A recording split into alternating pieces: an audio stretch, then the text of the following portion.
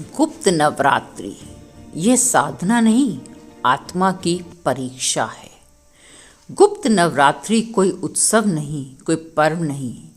यह वह समय है जब शक्ति बोली नहीं जाती, बल्कि महसूस की जाती है। अगर आप केवल वीडियो देखने आए हैं तो यहीं रुक जाइए, और अगर आप सच में जानना चाहते हैं कि गुप्त नवरात्रि आपके जीवन में क्या बदल सकती है, तो अंत तक सुनिएगा। गुप्त का अर्थ है जो दिखाई ना दे। गुप्त नवरात्रि में माता बाहर नहीं पूजी जाती, माता अंदर जागृत की जाती है।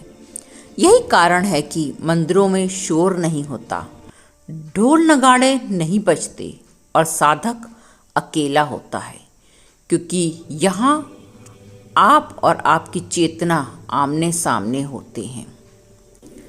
क्यों डर लगता है? कई लोग कहते हैं कि गुप्त नवरात्रि से डर लगता है, लेकिन सच यह है, डर शक्ति से नहीं, अपने कर्मों से लगता है। इस नवरात्रि में आपके भीतर दबे हुए डर, क्रोध, लालच, वासना सब ऊपर आने लगते हैं। इसलिए ये नवरात्रि हर किसी के लिए नहीं होती।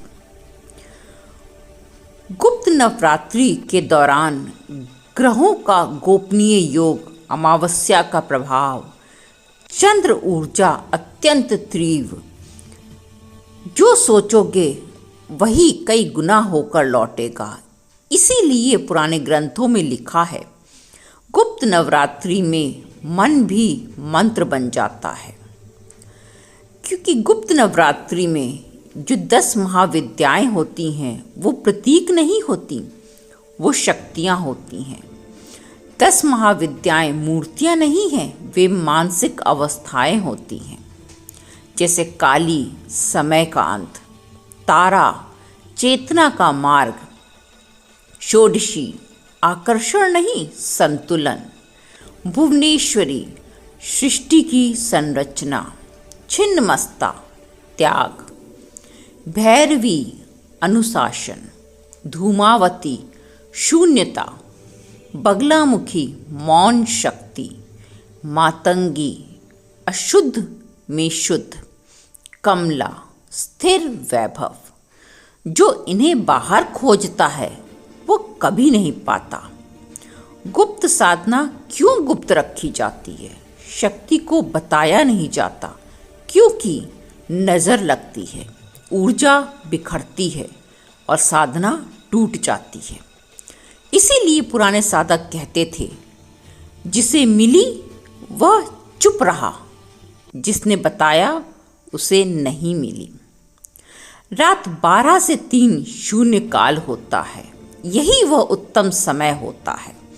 गुप्त नवरात्रि में रात 12 से 3 बजे तक शून्य काल होता है। इस समय आत्मा जागती है, मन कमजोर होता है और शक्ति सुनती है।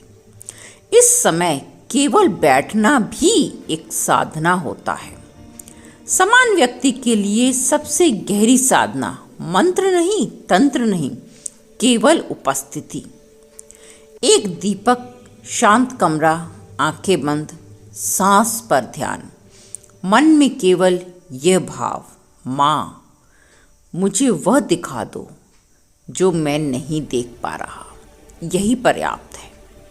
गुप्त नवरात्रि की सबसे बड़ी भूल, सबसे बड़ी गलती, परिणाम की इच्छा। गुप्त नवरात्रि देने नहीं आती, ये आपके अहंकार को खत्म करने आती है। गुप्त नवरात्रि के बाद क्या बदलता है? अगर साधना सही हुई तो नींद बदल जाएगी, लोगों से दूरी बढ़ेगी, मौन अच्छा लगने लगेगा, अकेलापन शक्ति बनेगा। यही संकेत है कि शक्ति ने आपको छुआ है। अंतिम सत्य, गुप्त नवरात्रि माँ को पाने का समय नहीं है, ये खुद को माँ में समा देने का समय है। अगर आपको ये वीडियो अच्छी लगी हो, आपके मन में थोड़ी सी भी हलचल लाया हो ये वीडियो, तो समझिए ये आपके लिए था।